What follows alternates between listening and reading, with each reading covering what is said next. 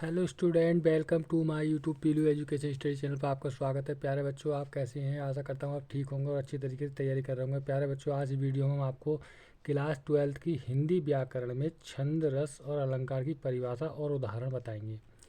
ये आपके 2024 पेपर में 100% आएंगे।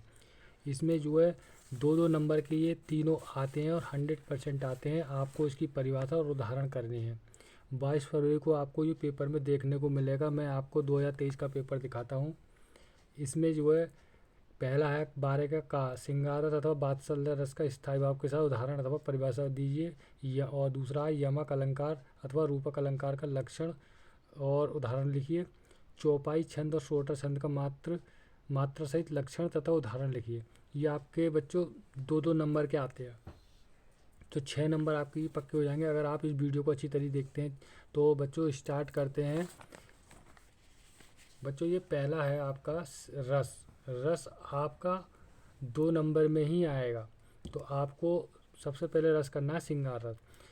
जहाँ जहाँ स्त्री पुरुष नायक नायिका के बीच प्रेम प्रसंग का वर्णन होता है वह सिंगार रस होता है। इसका स्थायी भाव रति अथवा प्रेम है। श्रृंगार रस के दो भेद हैं, संयोग श्रृंगार और वियोग श्रृंगार।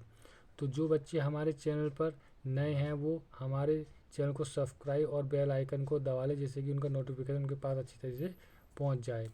और जो बच्चे इस वीडियो को देख रहे हैं वो अपने संगी साथियों को शेयर करें, जिससे कि उन्हें भी ये वीडियो अच्छी तरीके से मिल जाए और उनके भी 6 नंबर पक्के हो जाएं। तो बच्चों चैनल को सब्सक्राइब जरूर करें। तो बच्चों यह श्रृंगार रस भी 2 प्रकार का होता है, संयुक्त श्रृंगार, वियोग श्रृंगार। तो संयुक्त श्रृंगार में बच्चों क्या होता है, नायक नायिका के मिलने के प्रसंग में संयुक्त श्रृंगार होता है। ठीक, नायक नायिका के मिलने के प्रसंग में या मिलने के वर्णन में संयुक्त श्रृंगार रस होता है। इसका उदाहरण है बतरस लालच लाल की मुरली धरी लुकाए, सो करे मोहनो हंसे देन कहे नटी जाए। तो ये बच्चों हो गए संयुक्त श्रृंगार। आपका वियोग श्रृंगार नानक नायिका की विरह अवस्था यानी बिछड़ने की अवस्था का वर्णन वियोग श्रृंगार रस कहलाता है। जैसे जब सीता जी को रावण ले गया था तो वन में जो है रामचंद्र जी पूछ रहे हैं, हे खग मृग हे मधुकर श्रेणी, तुम देखी सीता मृग नैनी। तो ये हो गया वियोग श्रृंगार। तो बच्चों ये हो गया आपका श्रृंगार रस। दूसरा है बच्चों हास्य रस। हास्य रस में बच्चों जहाँ काव्य में किसी व्यक्ति की अनोखी आकृति, अनोखे ढंग की वेशभूषा तथा बातचीत, रूप रंग सुनकर पढ़कर देखकर हृदय में जो मन में जो विनोद भाव उत्पन्न होता है वही हास्यरस कहलाता है। यानी किसी की आदमी की अनोखी बोली, ढंग, वेशभूषा या रूप रंग को देखकर जो हृदय में जो मन में भाव उत्पन्न होता है उसे हास्यरस कहते हैं। इसका स्थायी भाव हास है। उदाहरण है हासी को दंगा भयो नंगा के विवाह में, ये पहला उदाहरण है। दूसरा है पिल्ला लीने गोद में मोटर भई सवार, अली भली घूमन चली किए समाज सुधार। तो बच्चों ये आपका हास्य रस हो गया। इसके बाद बच्चों है करुण रस। इसी में से आपको रस मिल जाएगा। तो करुण रस में किसी व्यक्ति या मनचाही वस्तु के नष्ट होने या उसके कोई अनिष्ट होने पर हृदय को जो दुख होता है, यानी कोई व्यक्ति मर जाता है, चोट लग जाती है, कुछ हो जाता है, तो वहाँ पर जो भाव उत्पन्न होता है उसे करुण रस कहते हैं। इसका स्थायी भाव है शोक। इसका उदाहरण है पहला, हाय रुक गया यहाँ संसार, बना सिंदूर अनलंगार, बात हत लतिका ये सुकुमार, पड़ी है छिन्नाधार। दूसरा, अभी तो मुकुट बंधा था माथ, हुए कल ही हल्दी के हाथ, खुले भी ना थे लाज के बोल, खिले थे चुम्बन शून्य कपोल। तो बच्चों ये करुण रस की परिभाषा और उदाहरण। आपका आ गया वीर रस। तो जब विभाव, अनुभाव तथा संचारी भाषाव द्वारा मन में उत्पन्न यानी मन में उत्साह नामक स्थायी भाव उत्पन्न होता है, वहाँ वीर रस होता है। इसका स्थायी भाव उत्साह है। ठीक, इसका उदाहरण है वीर तुम बड़े चलो, धीर तुम बड़े चलो, सामने पहाड़ों की सिंह की दहाड़ो। दूसरा है फैरी ध्वजा फड़की भुजा, बलिदान की ज्वाला उठी, निज मातृभूमि के मन में चढ़ मुंड की माला उठी। तो ये बच्चों आपके हो गए रस, जो कि आपका रस की परिभाषा उदाहरण लिखने को आएगा 2 नंबर का। इसके बाद है बच्चों अलंकार। तो आपके जो प्रमुख अलंकार रस हैं वही मैं आपको बता रहा हूँ, केवल आप इन्हीं को याद कर लेना, इन्हीं में से ही आपको मिल जाएगा। उपमा अलंकार, जहाँ किसी एक वस्तु की किसी दूसरी वस्तु से गुण धर्म और स्वरूप के कारण समानतः तुलना की जाती है, वह उपमा अलंकार होता है। उदाहरण है पीपल पास सरिस मंडोला, दूसरा है मुख मयंक सम मंजू मनोहर, तीसरा है हरिपद कोमल कमल से।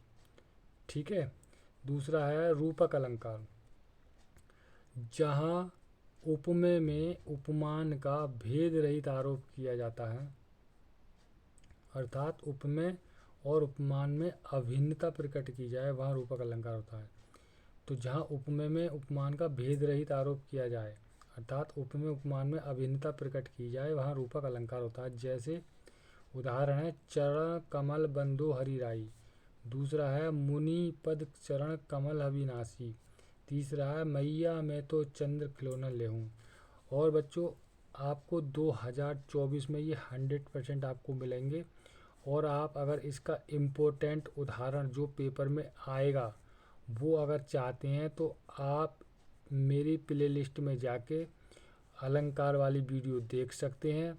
वो करीब 20-25 मिनट की वीडियो है, उससे बाहर आपका नहीं तो अलंकार का उदाहरण जाएगा और नहीं आपका रस और छंद बाहर जाएगा। तो प्लीज़ आप उस वीडियो को ज़रूर देखें और अपने 6 नंबर पक्के करें।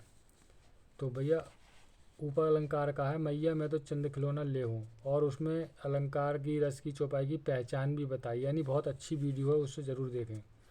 उत्प्रेक्षा अलंकार, जहाँ उपमेय में उपमान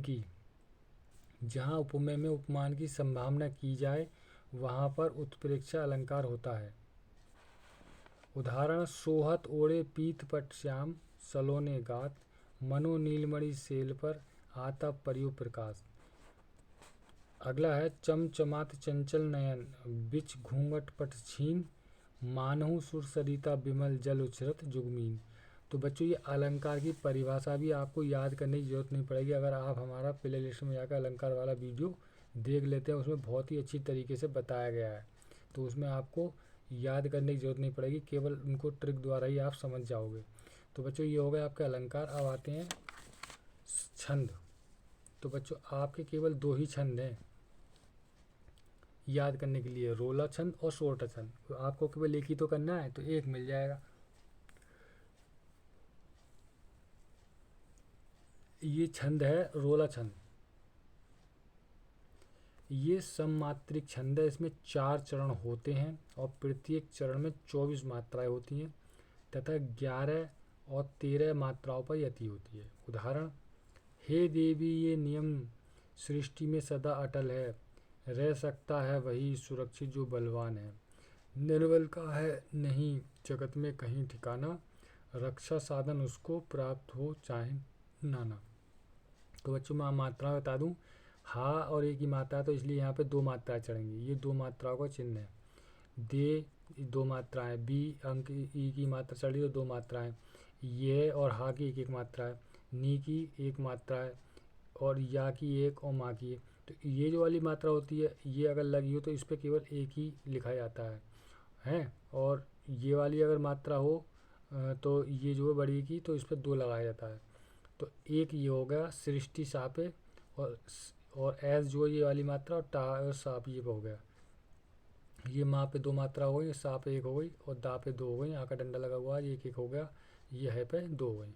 तो बच्चों आप देखो 2 2 4 6 6 और 5 11। तो वो कह रहे हैं तथा 11 और 13 मात्रा, तो 11 इसमें हो गई, 13 ये हो गई। 3 2 5 5 और 3 8 8 और 3 10 और 10 और 2 12 यानी 13। 3 और 2 5 5 और 3 8 8 और 3 10 और 2 12, एक और होगी मेरे ख्याल से यहाँ पर। ठीक, तो ये हो गई 13। तो 11 और 13, तो इस तरीके से ये मात्राएं लगाई जाती हैं बच्चों। और इसकी प्रत्येक चरण में 24 मात्राएं होती हैं। ये पहला जो चरण है इसमें जो 24 मात्राएं होती हैं, 4 चरण होते हैं, 1 2 3 4।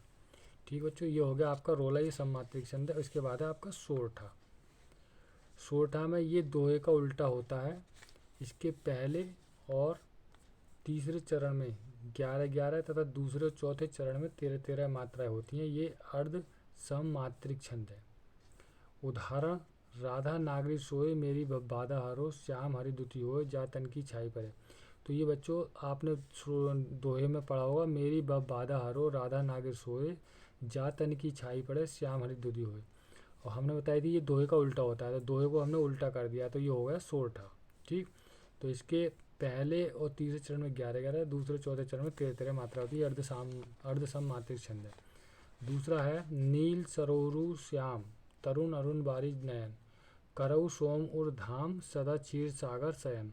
तो बच्चों पहला और तीसरे में 11-11 मात्रा है, दूसरे में चौथे में 13-13 मात्रा है। तो ये बच्चों आप बहुत ही मोस्ट इम्पोर्टेंट आपके ये छंद, अलंकार और रस थे, जो कि आप अच्छी तरीके से इन्हें याद कर लें। और अगर इन्हें अगर याद नहीं करना चाह रहे हैं तो आप जो है प्ले लिस्ट में जाके अलंकार वाली वीडियो देख सकते हैं। उसे केवल आपको 1 या 2 बार देखना है और आपको किसी भी चीज़ को याद करने की ज़रूरत नहीं है, उसमें केवल ट्रिक द्वारा ही आपको समझा दिया गया है। तो बच्चों जो बच्चे नए हैं चैनल को सब्सक्राइब कर लें, जिससे आने वाले इम्पोर्टेंट वीडियो आपको मिलते रहें, और बेल आइकन को दबा लें जिससे हर वीडियो आपको प्राप्त हो सके। तो बच्चों मिलते हैं इसी तरीके की इम्पोर्टेंट वीडियो पर।